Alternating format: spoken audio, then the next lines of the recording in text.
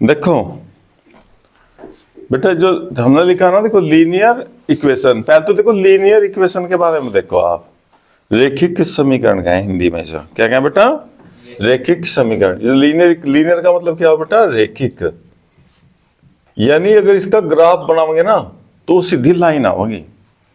देखो आपने ना अपनी किताब में बेटा देखो बहुत सारे फिगर देखे होंगे अभी आपने, ऐसे देखो एक्स एक्सिस हो गया और ये क्या हो गया, वाई एक्सिस। अगर आपने कोई इक्वेशन का ग्राफ बनाया तो उसका ग्राफ ना बेटा ऐसे सीधी लाइन आ जा, सीधी लाइन, ऐसे भी आ सको लाइन, ठीक है, ऐसे भी आ सको लाइन, बिल्कुल सीधी, ऐसा ना हो, देखो भाई देखो ऐसा ना हो बेटा, ऐसा कर्व ऐसा ना हो, ऐसा यो सिस्टम नहीं आपके सिलेबस में है अभी, इसे कर्व के हैं, वक्र के हैं, आधी बात समझ में। अब इसकी पहचान कैसे होगी आपको, देखो अगर आप ध्यान से देखेंगे तो आपको इनकी पहचान हो जाएगी।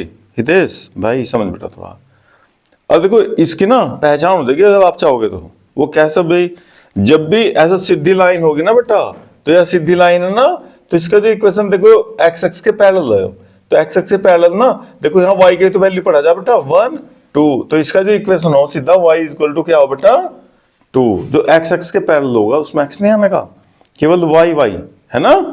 अब देखो अगर यहां लेंगे ना नीचे, यहां लेंगे बेटा, तो यहां देखो नीचे मान लो ये -1 और ये कितना हो गया -2, तो इक्वेशन हो जाएगी y इक्वल टू -2, एक्स तो नहीं आना इसमें, देखो है ना, एक वेरिएबल इसमें केवल, जहां हमने देखो कितना लिखा है आपके इसमें 2 वेरिएबल, लेकिन अभी वाई वाई आ रहा, एक्स तो नहीं आया ना, तो एक वेरिएबल फिलहाल देखो इसमें, और इसकी पावर कितनी बेटा 1, देखो पावर 1, तो ये पावर से पता लगा हमें लीनियर या भाइयों कर्व वाली ऐसी इक्वेशन, देखो ऐसा फिगर होगी ना अंशुल, यहां देख बेटा, देख इसकी जो गोल होगा ना गोल, तो इसका इक्वेशन ऐसा हो बेटा वाई स्क्वायर बराबर 2x, देखो y की पावर कितनी आ गई, 1 तो नहीं है ना, जब भी 2 पावर होगी ना x या y की, तो तभी हमारे ये कर्व प्राप्त होगा, नहीं तो हमेशा सीधी लाइन मिलेगी, हमेशा सीधी लाइन।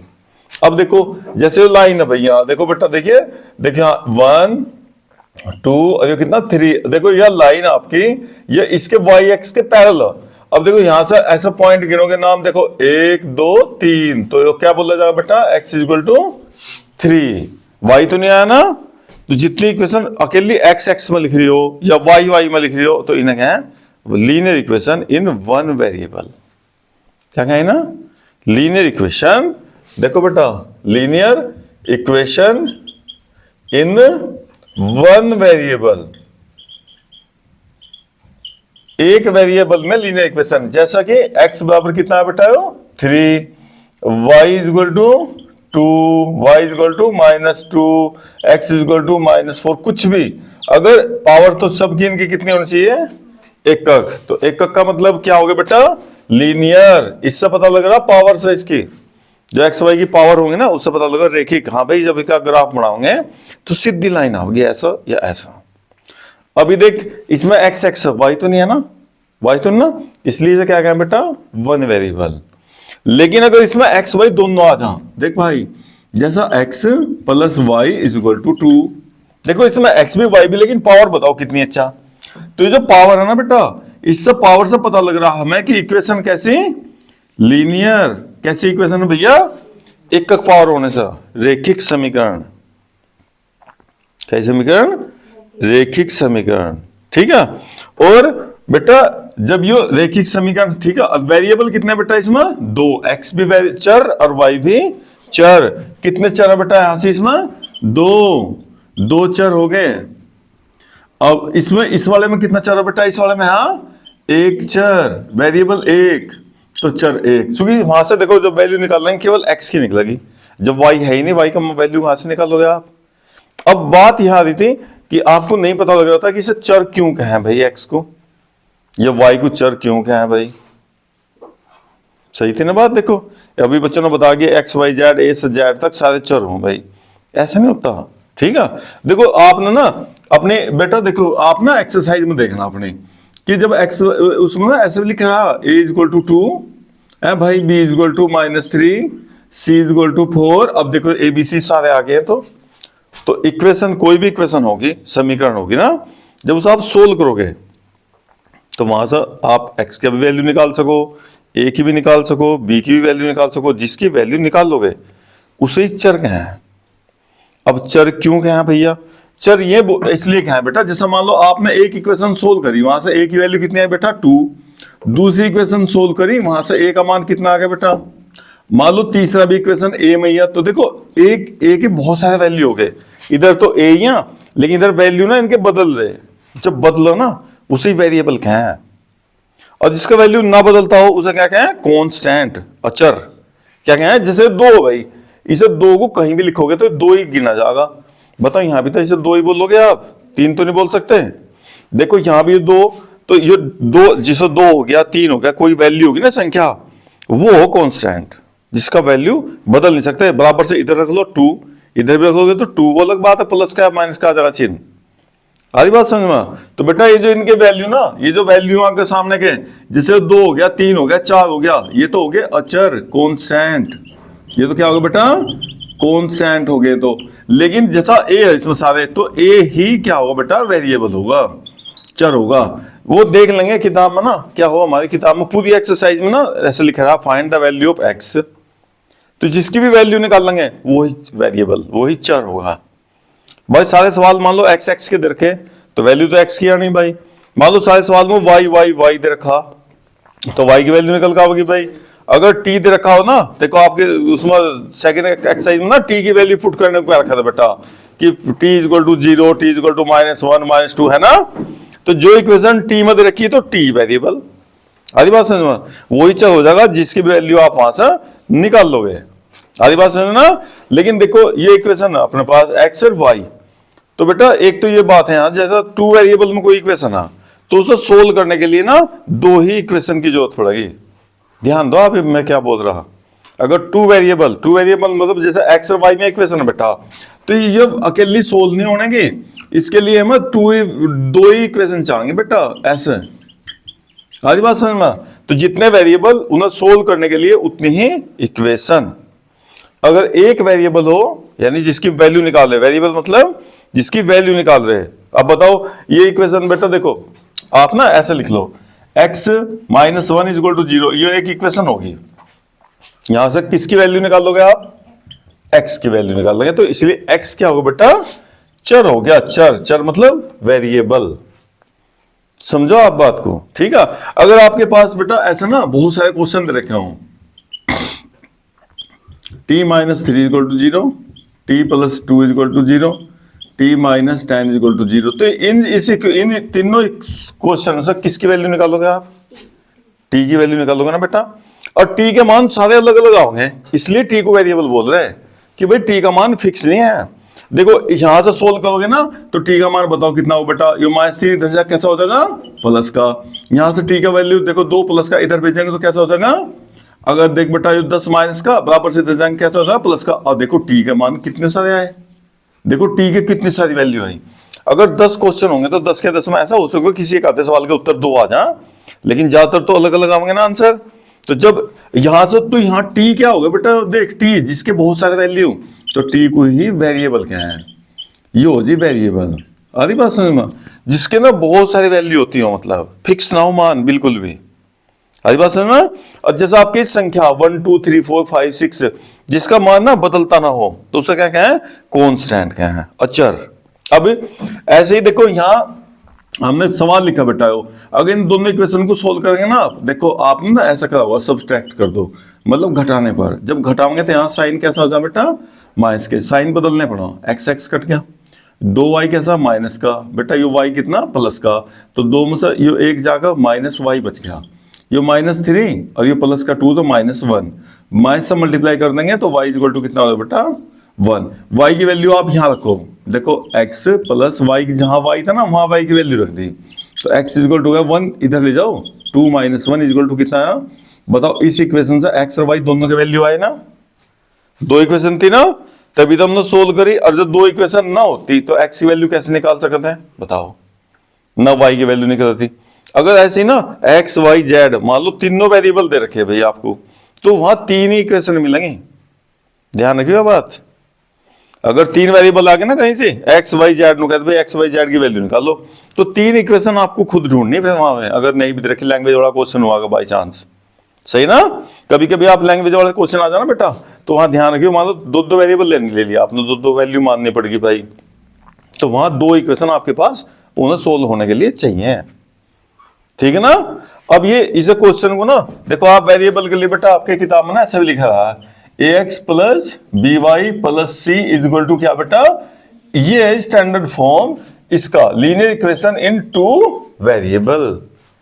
2 वेरिएबल में लीनियर इक्वेशन बताओ, एक्स वाई की पावर बताओ बेटा कितनी है यहाँ, तो एकक पावर से हम पता लग रहा है लीनियर इक्वेशन है यहाँ, केवल एक पावर है ना एक्स की, सबसे हाईएस्ट पावर एक्स वाई की कितनी, एकक, तो इसलिए क्या कहें लीनियर। और देखो बेटा ये जिसके हम यहां से वैल्यू किसकी निकालोगे आप यहां से, वो आपको पता लगेगा क्वेश्चन में। अगर वो निकाला कि ए की वैल्यू निकालो तो ए को वेरिएबल लेंगे, फिर जो A B C D X Y Z है तो सारे अपने अक्सर ये अंग्रेजी के है भाई, तो वो देखना आपको वैल्यू किसकी निकलवाना, जिसकी वैल्यू फाइंड करवाना ना, तो वो ही वेरिएबल हो जाएगा। अब यहाँ ये तो वेरिएबल हो गए भाई, ये क्या होगा बेटा वेरिएबल, और वेरिएबल मतलब चर, लेकिन जो ए बी सी तो देखो ऐसा लिख रहे हैं जैसे यहाँ 1, देखो यहाँ 1 और यहाँ क्या लिख रहा है बेटा 2, तो ये जो 1 1 2 ये ए बी सी की जहां यूज कर रखे इसने, तो ये सारे क्या हो गए कॉन्स्टेंट हो गए, ये अचर हो गए बेटा, ए बी यहां से बी और यहां सी, ये सारे क्या हो गए बेटा कॉन्स्टेंट, ये इन्हें क्या है अचर। अचर मतलब जिनकी वैल्यू बेटा बदलती ना हो, मतलब ए इधर से इधर जाके तो ए ही रहेगा, वो बी तो नहीं हो जाएगा ना। तो आपको ये नहीं सोचना कि वो इक्वेशन ए दे रखी बी दे रखी सी क्या दे रखी, वो आपको वैल्यू देखनी, वैल्यू किसकी निकाल रहा। अगर वैल्यू में कहा फाइंड द वैल्यू ऑफ ए, तो ए को वेरिएबल लिखना आपको वहां चर, जिसके भी ना बहुत सारी वैल्यू होते हैं सोल्व करके क्वेश्चन। मान लो 5 क्वेश्चन है, अब 500 में कहता भाई टी की वैल्यू निकालो, तो हमारे लिए तो टी वेरिएबल होगा भाई, क्योंकि 5 क्वेश्चन है, टी का मान 500 में अलग अलग होगा भाई। तो जो भी क्वेश्चन में उन्होंने कहा इसका वैल्यू निकाल दो इसकी, आपको क्वेश्चन देखने से पता लग जाएगा किसकी वैल्यू पूछ रही है किसकी नहीं पूछ रहा, तो वही वेरिएबल होगा। तो आज आपका जो टॉपिक था बेटा linear equation in 2 variable. Linear equation मतलब ऐसा एक्स वाई की पावर एकक मिलेगी और 2 वेरिएबल, जो इसका स्टैंडर्ड फॉर्म है बेटा A X plus B Y plus C equal to 0। Linear equation 2 variable को ये मानक रूप है इसका, ऐसा लिखना आपको, ठीक है ना। अब मुझे किताब देना जरा।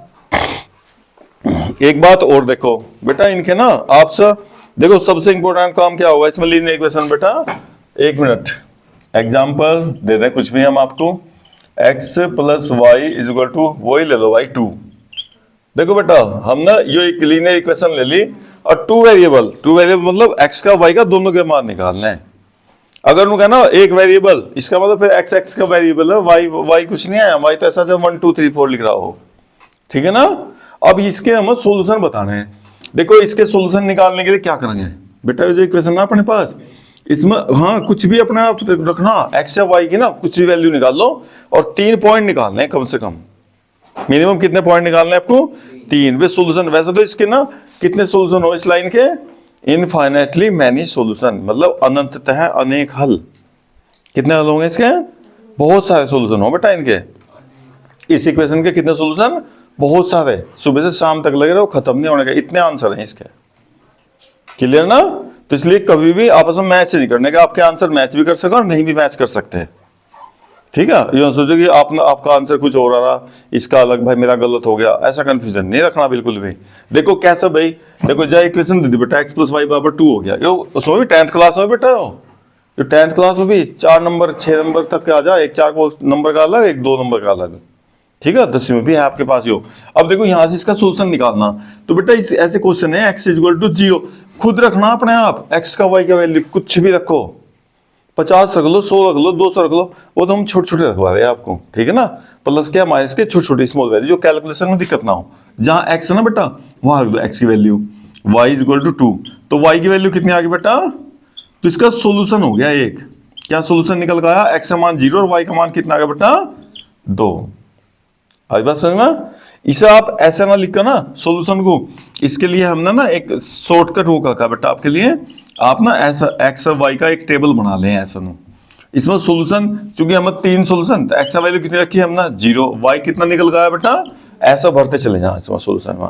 अभी देखो x के वैल्यू अंशुल बताए बेटा, दूसरा x वैल्यू क्या रखें हम, 1 रख लें, 2 रख लो, 10 रख लो, कुछ भी रखो, रख भाई यहां से बेटा इसी इक्वेशन में रखना। देखो जहां x ना वहां 1 रख लिया, कितना आसान क्वेश्चन है। y इक्वल टू 1, इधर ले जाओ बेटा, 2 - 1 कितना है बेटा, देखो 1 रखने से 1 आया, ठीक है। अभी आप पुट कुछ भी x समान 2 रख लो भाई, रखिए बेटा यहाँ 2 रखिए, 2 + y is equal to 2, y is equal to, इसे 2 को ले ले बेटा, 2 - 2 कितना आ गया, 0। तो 2 रखने से कितना आया, देखो। अच्छा आपने उन्होंने पूछा कि भाई कम से कम तीन सॉल्यूशन क्यों निकालने हैं, आपने बात नहीं, किसी ने पूछा आंसर पूछना चाहिए ना। देखो सुनो शिवा भाई, सुनो इसके पीछे बेटा रीजन है थोड़ा सा कि हम ना 3 सॉल्यूशन क्यों निकालने हैं। वैसे ऐसा लिख रहा नहीं कहीं भी, वो आपकी सुरक्षा के लिए बेटा है ना, आपके नंबर ना कट जा कहीं। देखो एक मिनट, अब समझिए इस बात के बेटा, हर चीज के पीछे रीजन हो कुछ ना कुछ। ये x एक्सिस हो गया, ये y एक्सिस हो गया भाई। जब आप इसका ग्राफ बनाओगे plus plus minus plus minus minus plus minus, बेटा ये जो चौराहा है ना, इसे ओरिजिन क्या है, 0 0, मूल बिंदु क्या है हिंदी में, ठीक है ना, कोऑर्डिनेट हो गए इसके। अंशुल देख भाई, अब हम ना मान लो तीसरा पॉइंट नहीं लगाया है ना बेटा, ये दो पॉइंट लगाए, मान लो हमने दो पॉइंट निकाले, दो सॉल्यूशन निकाल लिए, तीसरा सॉल्यूशन हमने इसका नहीं निकाला, तो उससे क्या होगा। देखो जैसा ये यहां से देखो हमने छोटे छोटे लिए, इसलिए बेटा देखो 1 2, जो हमें ज्यादा बड़ा पेज की जरूरत ना पड़ा, ग्राफ की ना ज्यादा बड़े की जरूरत ना पड़ा, इसलिए हमने छोटे छोटे सॉल्यूशन लिए। देखो 0 2, y की वैल्यू कितनी बेटा 2, और ये पॉइंट यहीं आ जाएगा बेटा, 0 और 2 ना यहीं आ जाएगा पॉइंट, ठीक है। 0 इसका कोऑर्डिनेट क्या हो गया 2, चूंकि जो y एक्स पे होगा ना उस पर x वैल्यू क्या हो जाएगा 0 हो जाएगा, इस पूरी लाइन पे ऊपर से नीचे तक x क्या होगा 0 होगा, ठीक है। जब x का वैल्यू आओगा तब ये पॉइंट इधर खिसक जाएगा या इधर से इधर आ जाएगा, जैसे ही x पढ़ा जाएगा, ठीक है।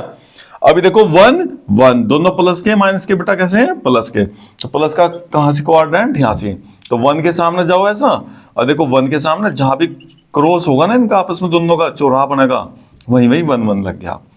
अभी भाई 2 0, देखो x की वैल्यू 2 ना बेटा, y तो नहीं है ना, तो 2 0 ये था भाई, x एक्स पे आओगे बेटा पॉइंट। नो देखो तीनों पॉइंट एक सीधी लाइन में आए क्या, नहीं आए, ग्राफ बन गया। अभी आप ना कि कोई बच्चा मान लो तीसरा पॉइंट निकाला बेटा, उसने यहां से 4 रख लिया, कितना रख लिया बेटा, मान लो x की वैल्यू 4। अब 4 रखने से देखियो बेटा क्या हुआ, देखो put x is equal to 4, देखिए भाई इस इक्वेशन बेटा x की वैल्यू 4, तो 4 + y इज इक्वल टू 2, तो y इज इक्वल टू गया 2 - 4, कितना बेटा -2 आ गया, तो सोल्यूशन हो गया -2, 4 - 2 देखो प्लस माइनस, देखो बेटा प्लस माइनस कहां से, यहां, तो x की वैल्यू कितनी रखी 4 3, देखो 4, और y कितना है बेटा -1 - 2, नीचे माइनस होना y का मान, देखिए यहां, देखिए सही सही सही आया गया सोल्यूशन। देखिए अगर किसी बच्चे ना मान लो 4 और 2 निकाला, उसने 2 0 नहीं निकाला, उसने एक पॉइंट निकाला, एक ही निकाला, एक ही निकाला। अब इस तरह तो कितने सारे सोल्यूशन हो सकते हैं, देखिए इसके। अब 3 ही क्यों निकाल रहे, उसका रीजन अंशुल भाई, जैसा हम यहाँ वैल्यू रख रहे हैं x y z की, सोल्यूशन कर रहे हैं, कभी कभी हमारा ध्यान इधर उधर हो जा, जोड़ घटा में मिस्टेक होगी, मान लो क्या होगी भाई, जोड़ घटा में कोई गड़बड़ होगी भाई, जहां लिखना था 2 वहां हमने 3 लिख दिया, 2 कैसे, या 1 लिख दिया, उसकी जगह लिख दिया ना। अब हमने 2 ही पॉइंट निकाल ले भाई, क्या निकाले भाई अंशुल, 2 पॉइंट निकाल ले बेटा, तो मान लो हमारे से गड़बड़ होगी, तो 2 पॉइंट से 1 पॉइंट यहाँ आया, मान लो 1 पॉइंट यहाँ आया बेटा, हमने इसे दोनों को मिला दिया, हम खुश हो गए कि हमारे 4 नंबर पक्के हो गए। अब हमें क्या पता तो नहीं लगा हमारे पॉइंट गलत है या सही है। देखो जब हमने जोड़ घटा सारी सही करी ना, तो तीनों के तीनों पॉइंट एक लाइन में आए, आई समझ बात। अगर आप इस क्वेश्चन में मतलब 2 की बजाय 3 पॉइंट निकाल लोगे, तो अगर कोई सा जोड़ घटा गलत होगी ना, तो पॉइंट इस लाइन से अलग आ जाएगा ऐसा। तो जब वो पॉइंट अलग आ गया, तो फिर हम समझेंगे या तो ये गलत है भाई, या इसमें से कोई सा हमने कैलकुलेशन गलत करके फिर हमारे नंबर नहीं कटते। वहीं का वहीं एग्जाम में ही ना हम इसे चेक कर लेंगे अपने आंसर को। जब भी 2 पॉइंट तो एक लाइन पे आ रहे होंगे बेटा, एक पॉइंट ना अलग लाइन से अलग बच जाएगा, या तो ये पॉइंट गलत है, फिर यह पॉइंट गलत है, और सारे अगर एक लाइन मारे 2 पॉइंट से तो पता नहीं चलने का इस बात का। अगर आपने तीसरा पॉइंट निकाला ही नहीं, ये पॉइंट निकाला ही नहीं आपने, तो आपने यो पॉइंट निकालना, तो आपकी लाइन ना ऐसे चली जाएगी, आपको पता ही नहीं लगेगा कि लाइन यहां जानी थी या यहां जानी थी। 2 पॉइंट तो केवल है ना, क्योंकि 2 पॉइंट से लाइन तो खींचा आराम से भाई। लेकिन अगर 3 निकाल रखे आप ना, तो जो भी लाइन से अलग बच जाएगा ना पॉइंट, एकदम पता लग जाएगा आपको भाई कहने का मिस्टेक होली भाई, जोड़ घटा 4 नंबर आपके फिर बच जाए। तो इसलिए मिनिमम ऐसा रूल नहीं लिख रहा किताब में कहीं भी कि भाई मिनिमम 3 ही पॉइंट निकालने, ऐसा नहीं है। मान लो आपके पास टाइम की शॉर्टेज है, आपने जोड़ घटा सही से रखी भाई, तो आप उत्कर्ष भाई जल्दी जल्दी में 2 पॉइंट लगा के भी उसका ग्राफ बना सकते हो। देखो आपकी सुरक्षा के लिए, जिससे भाई नंबर ना कट जा, फिर दोबारा चांस थोड़ा मिला मार्कशीट में नंबर चढ़ाने का। जो लिखे गए हमेशा के लिए माथे बच्चे बढ़ जाएंगे। 10वीं में भाई 25 नंबर, 50, 75, 80, 90, 100 आप पर डिपेंड करो भाई, है ना। क्योंकि हाई स्कूल की मार्कशीट में डेट ऑफ बर्थ हो ना बच्चे की, तो इंटर की, बीएससी की कहीं नहीं लगने की। जो भी आप फॉर्म भरोगे ना वहाँ हाई स्कूल की लगेगी बेटा, क्योंकि हाई स्कूल की मार्कशीट एक ऐसी आपकी जिसमें आपकी डेट ऑफ बर्थ का प्रूफ हो। और डेट ऑफ बर्थ का प्रूफ लेंगे, डेट ऑफ बर्थ का प्रूफ, और वो प्रूफ के साथ चला जाएगा आपका प्रूफ कि आपने क्या कलाकारी कर रखी, कितना कर्तव्य कर रखे। अब मान लो उसमें आपके पूरे में से पूरे नंबर है, देखो इसी रीति के जैसे, है ना। तो भले आपके 12वीं में सेकंड डिवीजन आ गया, उसे क्या पता 12वीं में क्या हुआ आपके साथ, वो तो डेट ऑफ बर्थ के लिए आपकी मार्कशीट हाई स्कूल की देख रहा बेचारा। तो छवि तो उससे वहीं से ही बन गया ना बेटा, तो वो नंबरों से छवि देखेगा। हम चाहे कितने इंटेलिजेंट, मान लो उस दिन बीमार हो गए भाई पेपर वाले दिन, अब नंबर नहीं आते पूरे, तो वो तो नंबर देख का आइडिया लगा होगा ना शुरू में, भाई ये कितना होशियार बच्चा कितना नहीं। उसे वैसे तो पता नहीं लगता भाई ये कैसा बच्चा कैसा नहीं, वो अलग बात है, बाद में 5-7 दिन में पता लग जाए भाई, यानी अंशुल भाई। तो इसलिए 10वीं में ना हम ज्यादा से ज्यादा मतलब सस्पेंस वाला काम नहीं करना, एक भी नंबर कटने की नहीं सोचने भाई, एक भी नंबर कटेगा 100 में से, है ना। पूरे मतलब पूरे आ जाए आराम से, कोई दिक्कत नहीं बेटा, बहुत सिंपल सिलेबस है। तो हमेशा क्या करेंगे इस 10वीं में ना, इस पर ये पूरा 4 नंबर का होगा बेटा ग्राफ विधि से हल करने का, ठीक है ना। तो हमको क्या करना हमेशा 1 2 3 आपके इसमें किताब में देखो, वहां सोल्यूशन पूछ रखे 9th क्लास वालों का कि भाई इसके 5 सोल्यूशन बताओ, 6 सोल्यूशन बताओ। तो जितने भी क्या ना एक्स वैल्यू रखो जाइयो, वाई की वैल्यू निकालो जाइयो, उतने सोल्यूशन आपके पास आ जाएंगे। अगर ग्राफ बनाने कहेगा तो ऐसे ग्राफ बना देंगे आप, सही ना। लेकिन एक बात ध्यान रखियो, अगर 1 वेरिएबल वाला होगा ना बेटा, तो 1 वेरिएबल की लाइन तिरछी नहीं होने की बिल्कुल भी। देखो जैसा इसमें एक्स तो नहीं है ना, तो ये इस लाइन को ना आप कहीं भी ले जाओ, इधर ना इधर को ले जाओ, चाहे ये हमेशा y इक्वल टू 2 की लाइन होगी हमेशा, क्योंकि y बराबर 2 के सामने तिरछी नहीं होने के बिल्कुल भी लाइन। इसके क्या हो गया, इसके पैरेलल समांतर। हरी बात समझ में। अगर देखो x का मान रखा है x बराबर 3, तो बेटा x बराबर 3 पूरे इससे भी आगे निकाल दो, चाहे x y x से भी आगे निकाल दो, चाहे छोटी सी बना दो, बस बन नहीं उसकी पोजीशन दिखाने है आपको। तो अगर x या y में अकेले वेरिएबल में हुई ना, तो हमेशा पैरेलल लाइन खींचेगी, वो एक्स एक्स के या वाई एक्स के। और एक्स वाई दोनों होंगे तो फिर वो ऐसे टेपल मारेगी तिरछी, ऐसे भी हो सका लाइन बेटा, ऐसे भी आ सको लाइन, या ऐसे भी आ सको, ऐसे भी आ सको, कहीं को भी तिरछी आओगी मतलब, तो फिर सीधी नहीं आनेगी जब एक्स वाई दोनों वेरिएबल होंगे। अगर एक वेरिएबल होगा केवल एक्स या वाई, तब वो एक्स एक्स के वाई एक्स के पैरेलल आओगे लाइन, सही ना। आपके सिलेबस में ऐसा भी हो सके बेटा, ये लाइन दे देगा और ये पॉइंट दे देगा, दिखाओगे इसका सॉल्यूशन है कि नहीं है। तो हमें क्या करना, जो भी मान दे रखा होगा ना, जैसे पॉइंट दे दिया, देखो यहाँ ना आपको सॉल्यूशन दे दिया बेटा, मान लो 5 3, चेक करो भाई 5 3 इसका सॉल्यूशन है कि नहीं है। तो आपको क्या करना, ये इक्वेशन लेने, जब सॉल्यूशन हल करना होगा तो एक्स की वैल्यू कितनी बेटा यहाँ 5, वाई की वैल्यू कितनी है भाई 3, अब यहाँ 3 रखो और इधर 2, अब 5 3 कितना होगा 8। अब बताओ 8 2 के बराबर हो, तो इसे काटेंगे और फिर लिखेंगे इसका सॉल्यूशन नहीं है, 5 3 इसका सॉल्यूशन बेटा इस इक्वेशन का नहीं है, और दोनों तरफ के वैल्यू बराबर आ जाती तो इसका सॉल्यूशन है, ठीक है ना। एक आपके इसमें क्वेश्चन होगा एक्सरसाइज में पक्का, बताओ भाई, देखो बेटा 2x माइनस वाई और के भी आ रहा हुआ है, यहाँ क्या रखा हुआ के की वैल्यू पूछेगा, है ना। क्या पूछेगा, के की वैल्यू बताओ, इसका सॉल्यूशन दे देगा बेटा, इसका सॉल्यूशन 3 और 1, तो फाइंड द वैल्यू ऑफ के, इस के का मान बताओ, सॉल्यूशन दे देगा। तो जब भी सॉल्यूशन दे देगा ना, तो सॉल्यूशन का मतलब किसकी वैल्यू है, एक्स की और वाई की, समझने बाद। तो बेटा हम क्या करेंगे, एक्स की ना एक्स का वैल्यू रख देंगे यहाँ, देखो 2 और 3, और वाई से ना वाई का मान रख देंगे बराबर, के तो बच ही जाएगा अपने पास, अब 2 3 6 माइनस 1, और के इक्वल टू कितना आ गया बेटा 5।